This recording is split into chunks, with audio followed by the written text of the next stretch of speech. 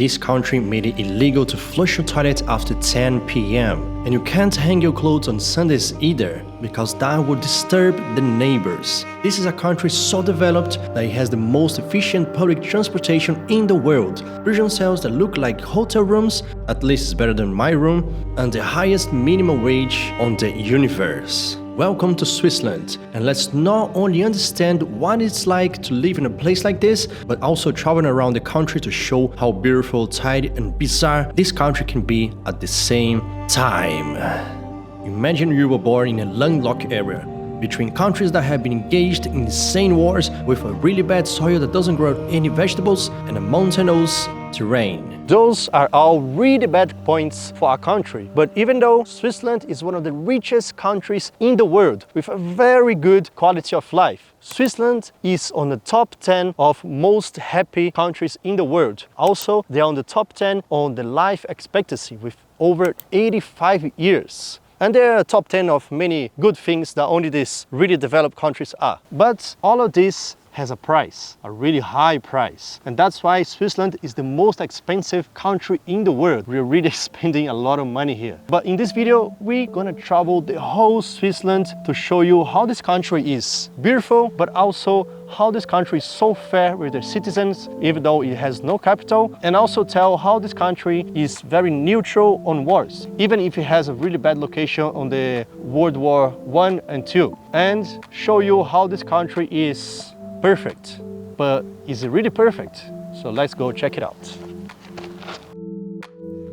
And our journey begins in Geneva, in the far, far west, which is one of Switzerland's largest cities. I'm here now in Geneva.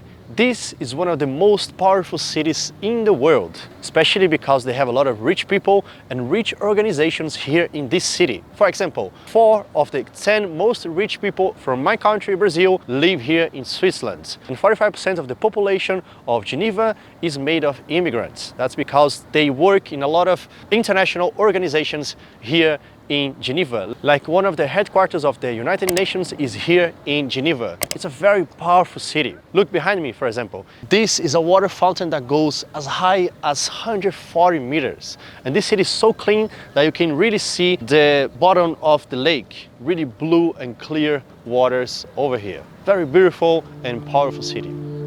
Geneva is one of the largest cities in Switzerland, with 8.7 million inhabitants and 5 major cities: Geneva, Zurich, Basel, Lausanne and Bern. The first impressions from here is that this city is really clean. People use bikes everywhere and they have free drinking water in the streets.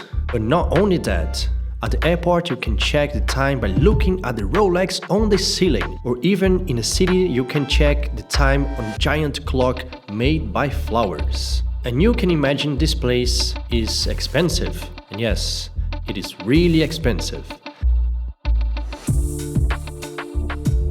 The minimum wage here varies for each region, but the average you can earn here in Geneva is 24 Swiss francs.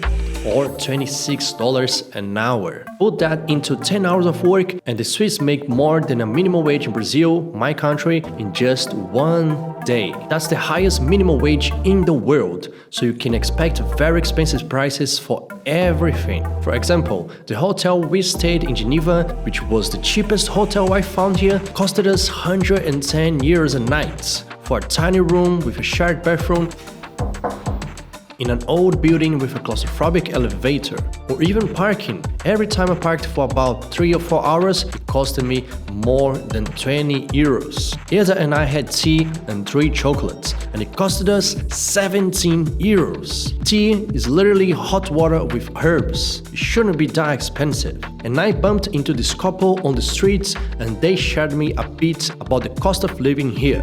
Dependendo da área onde você mora, você consegue achar aluguel por 1.100 francos, 1.200 francos. 1.300. Dependendo de quantos quartos são, quantas né? Aqui também é obrigatório o seguro-saúde. Por exemplo, eu tenho 24 anos, eu pago 190 francos por mês. Isso é obrigatório. Ninguém pode morar na Suíça e não pagar isso. Você tem que ter seguro-saúde. Tem É que obrigatório. ter. Well, we can conclude that Switzerland is the most expensive country in the world. Proof of this is the Rolex, one of the most expensive watch brands, is based here in Switzerland. The brand Rolex got to a point that you need to put your name on a rating list and wait for sometimes over a year to get a Rolex from the store. And people don't only buy Rolex to wear them. People buy this watch as an investment, because if you just leave your money still in the bank, the inflation will eat your money through the years. But if you put your money on a Rolex, your Rolex is gonna get more and more expensive through the years. And some people even buy the true Rolex on the store, they leave the Rolex in their house, and they buy the same version of the same Rolex, but a fake one to wear on the street. So yes, I have the Rolex, but it's in my house. Yeah, it's here, you can really notice the difference, but yeah, you understand. This brand is in another level. But it wasn't just Rolex that the Swiss invented. They also invented white chocolate, Velcro, LSD, zippers, Swiss army knives, and other things. And they don't just invent things, they take things that already exist and make it even better. A perfect example of this is politics. That's why we went to Bern, the supposed capital, to talk about how fair this country is in its politics. Most countries, they have capital, but Switzerland does not have a capital. Actually, Bern is not the capital of Switzerland. This is just where the buildings of the government are concentrated, but it's actually not the capital. And Bern is actually a very nice city, very pretty city. Look at the architecture, the buildings, the water fountains. It looks like a small city, but it's actually a big city. London, Berlin, Madrid, Lisbon, most European countries follow the same rule. Just put the capital on the biggest city. In Switzerland, on the other hand, it's different. They don't want to give too much power on a big city that's already big, but instead they centralize the power. Switzerland has 26 cantons, which are like the states of this country. This country started to be formed on the year 1291, when 3 cantons decided to join together, and then after that another cantons came to get around, and in the year 1848 they started the country Switzerland. So Switzerland is a very new country, but with a very old history. They don't have a president like in the United States. They have the president actually of the Confederation, which can be elected every year. So every year in the month of December, they elect a new president or they re-elect this president. And the democracy here is very interesting. In this city that I'm showing for you right now in these pictures, they actually go to the streets in the main square of the town and they raise their hands up to vote for new laws, agreeing or disagreeing with these new laws. It's very interesting and it works. And is working really well, as they ranked 7th least corrupted country in the world. On the same list, Somalia is on the worst position, Denmark has the best position, and my country Brazil is there in the middle. This town, like all the towns we passed by, has a very rural mood, even though you are in a big city. The structure here is incredible, with extremely green grass, ping pong tables to anyone to play on, water fountains to drink from, and benches so you can just sit and watch the life go by. And I think that's the way of life here in Switzerland. That's why this country has attracted so many important people, one of them being Albert Einstein, who lived here in Bern for a while. He lived in this little apartment while he was working on the theory of relativity. He discovered that time is relative, so if you're standing still, time passes one way. If you're moving, time passes another way. He's a guy that contributed a lot to the society, and his work still helps us to this day. And you? Are you contributing to the society, or are you just in your room waking up late and watching TikTok the whole day? The meaning of life is contribute to the society, so wake up and do something useful. Zurich! Zurich is the largest city in Switzerland, and it's very interesting because 4 languages are spoken in this country. We started in Geneva, where French is spoken, and now we're in Zurich, where German is spoken. But Italian and Romansh are also spoken here. But let's get down to business. How is this country so rich? Welcome to Platz, which is like the Wall Street of Zurich. Behind me is UBS, the biggest bank here. And look at the cash in the Swiss franc. It's really pretty, actually. It's on the vertical, like Instagram stories. Really nice. Switzerland's economy is great. They don't use the euro. They have their own currency, which is the Swiss franc, which for many years has suffered from deflation rather than inflation, which is a very rare thing to see. In other words, the Swiss franc has actually appreciated over time. In other words, sometimes leaving your money under the bed here in Switzerland is better than investing. But why the Swiss banking is so famous and why the rich people love this country? So despite the strong economy, Swiss banking offers something really attractive for rich people: privacy. Swiss banks have the tradition to not leak your privacy information to the government. That was good for a time, but that's really bad because people that want to launder money or criminal people can easily secure their money here in Switzerland. But that's not happening anymore because the government started pressuring the Swiss banking to leak some information that they needed, because it's not really safe if the government doesn't really know who is the client and who is saving a lot of money here in Switzerland. The banking sector is where Switzerland gets the most money from, but that's not the whole chunk. A report by the bank Credit Suisse said that a total of 800,000 millionaires live in Switzerland, in a country that has no more than 9 million inhabitants. It's also the most innovative country in the world. These guys invent things out of thin air. An example of this is Swiss chocolate, which is considered by many to be the best chocolate in the world. But how do they make so much good chocolate if they don't even grow cocoa in their land? We went to a chocolate museum and they were saying that all the natural resources come from countries on the Equator, like Ghana.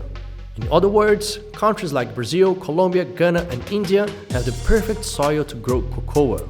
But they don't have the expertise, machines and factories to turn that cocoa into good chocolate. So Switzerland buys this cocoa, processes into good chocolate and then sell it again to the world, including Ghana, where they took the cocoa from. And now this money is clearly being used to benefit the population. A great example of this is the transport system. Switzerland has one of the best transportation networks in the world. Imagine, like half of this country is covered by mountains, and you can access many parts of this country with bus or train. It's really effective, it's really good.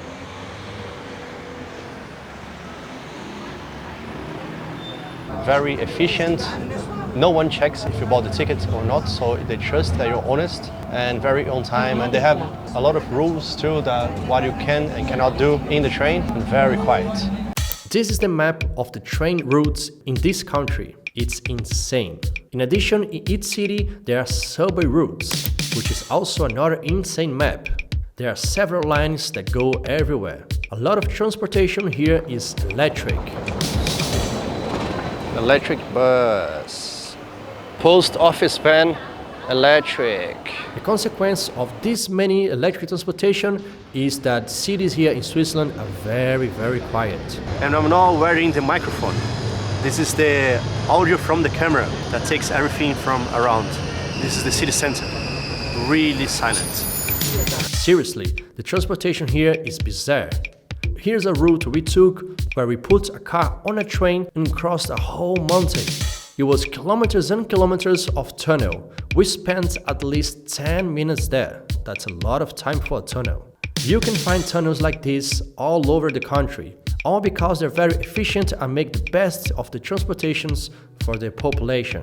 But what's so good is also so different. And Switzerland is a country with very different laws. You can't flush the toilet after 10 p.m. to avoid waking up your neighbors. You can't mow a lawn on Sundays.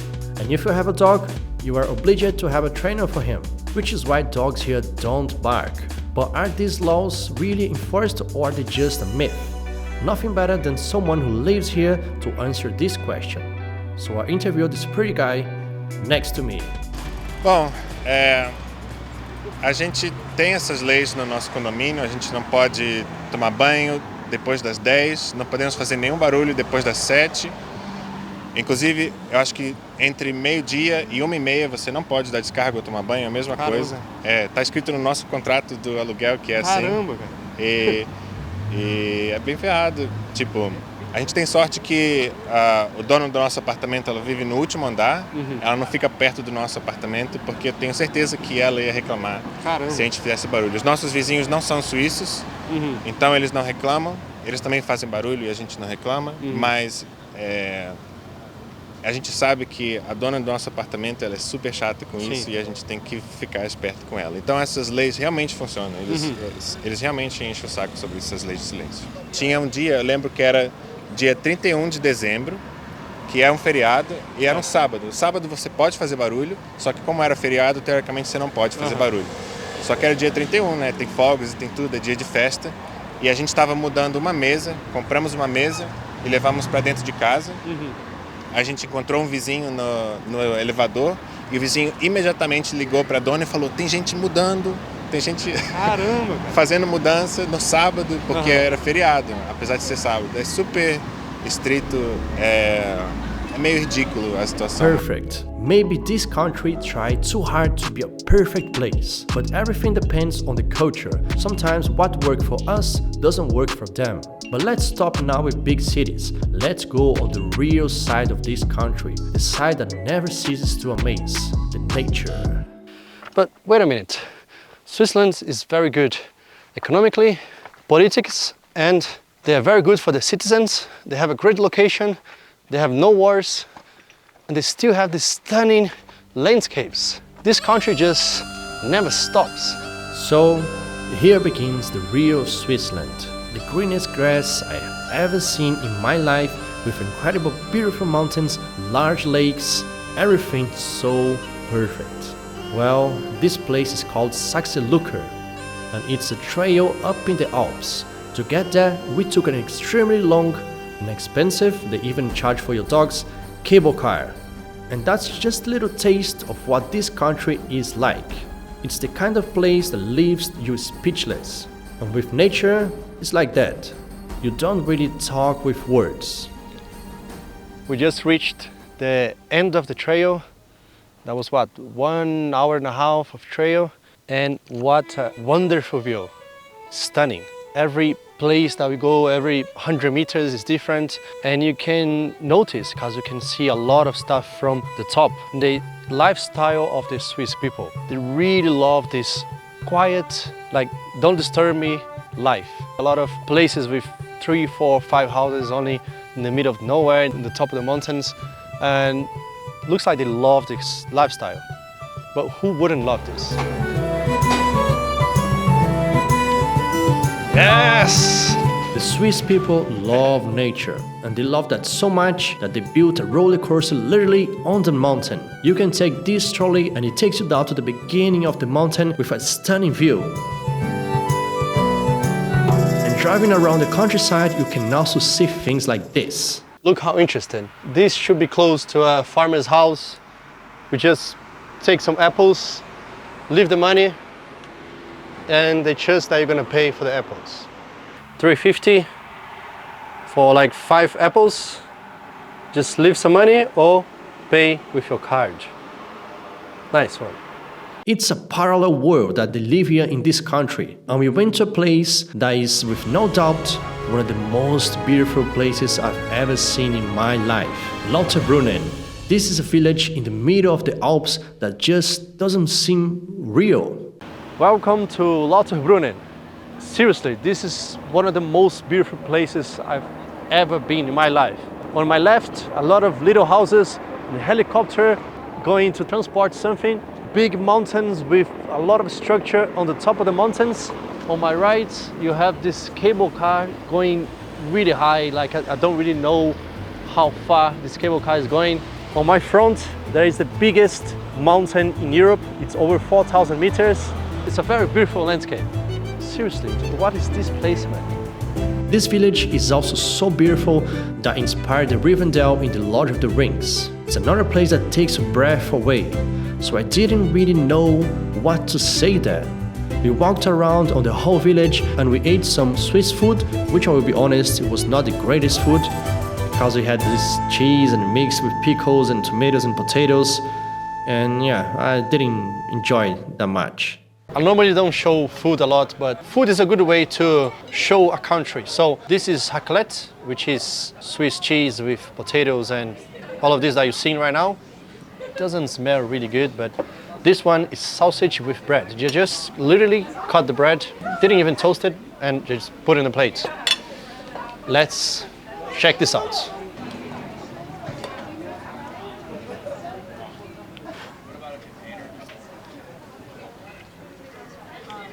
It's tasty, but I wouldn't order this again. Not anymore.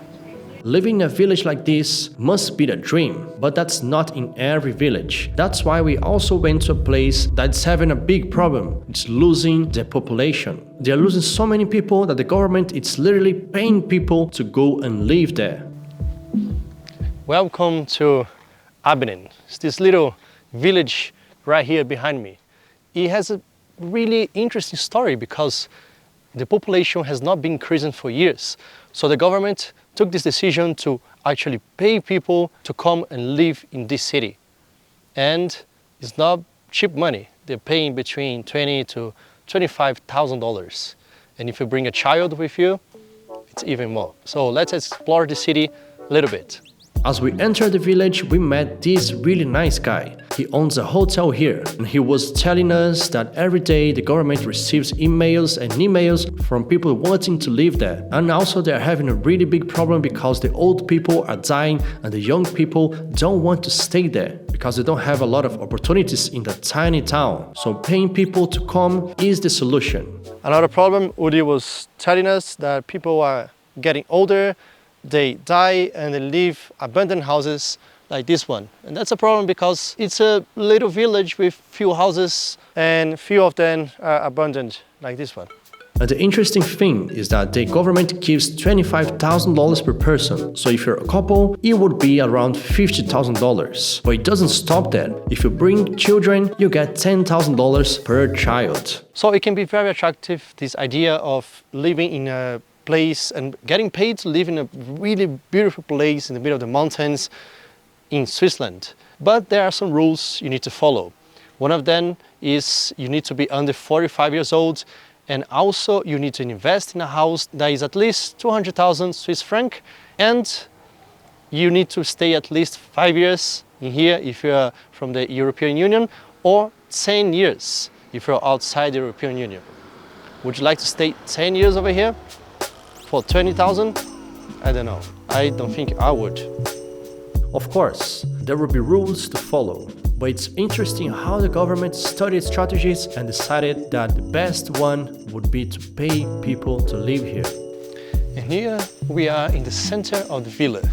You can see that maybe some more traditional houses with this Bern wooden, and maybe it's like more traditional, I don't know. Even though it's a very small village, people really take care of it and really nice and clean.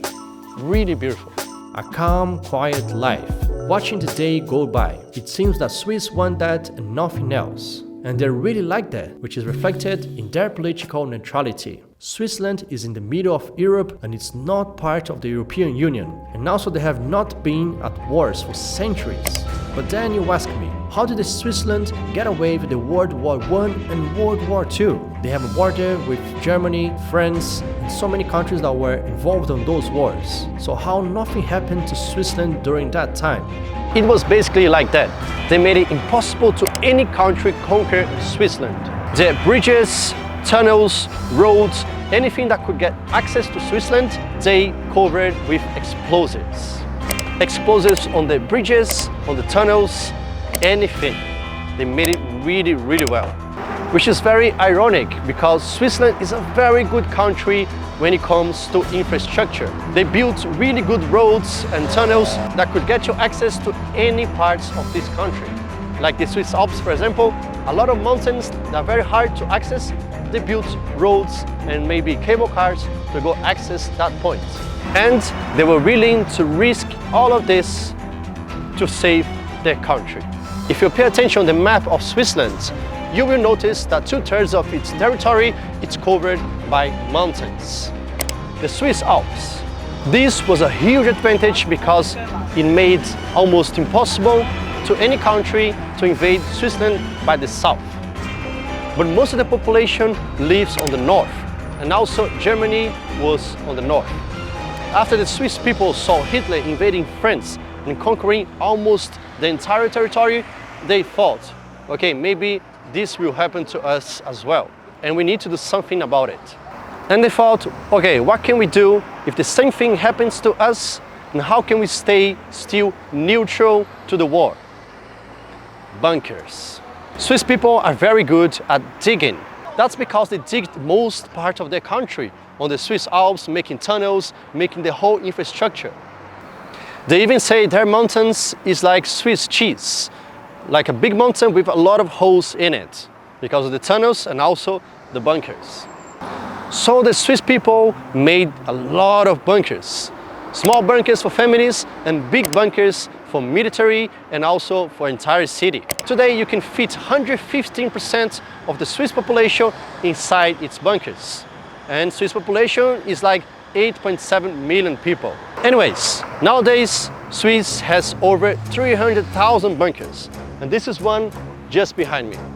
As I said, it's a bizarre country in some parts. A country of almost 9 million inhabitants where everyone fits in bunkers scattered in the mountains and inside houses. And these bunkers are no small thing. They have ammunition, weapons, kitchen for several people, several bedrooms, serious structure. So you enter the bunker and you have this gun pointed right to the door. And it's not an average gun. This little boy here shoots 600 bullets per minute. Over 2 tons just in this door. I think it's protected.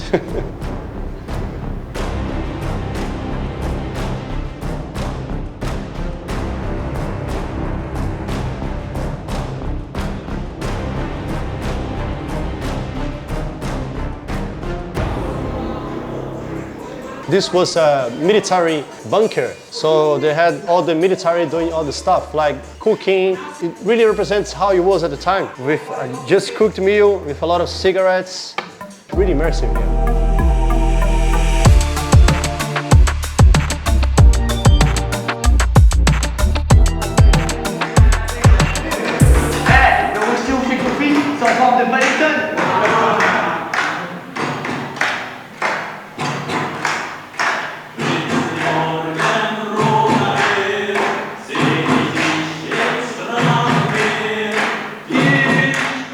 It's a very organized bunker actually. They can really dig a lot, these Swiss people, because they dig like a mansion here.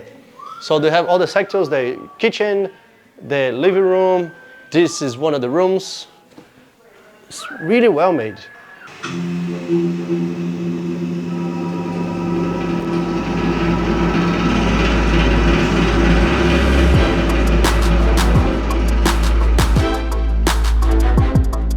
This country is even more bizarre. As well as bunkers, they built fake houses in the middle of the roads with lots of ammunition inside. Another good one is this house behind me. Imagine, you pass in the street, you see a house color pink, and you think it's okay, it's just a house, it's a nice family. But no, this house has enough equipment to destroy an entire army in a question of minutes. This house is fake, the doors are fake, the windows. This one on the second floor is a fake window. It's a really well-made house. And the funny thing, this house is painted pink and is disguised as a house because this route right here is a very busy route and also very touristic. The tourists that come from France, they take this route to visit Switzerland.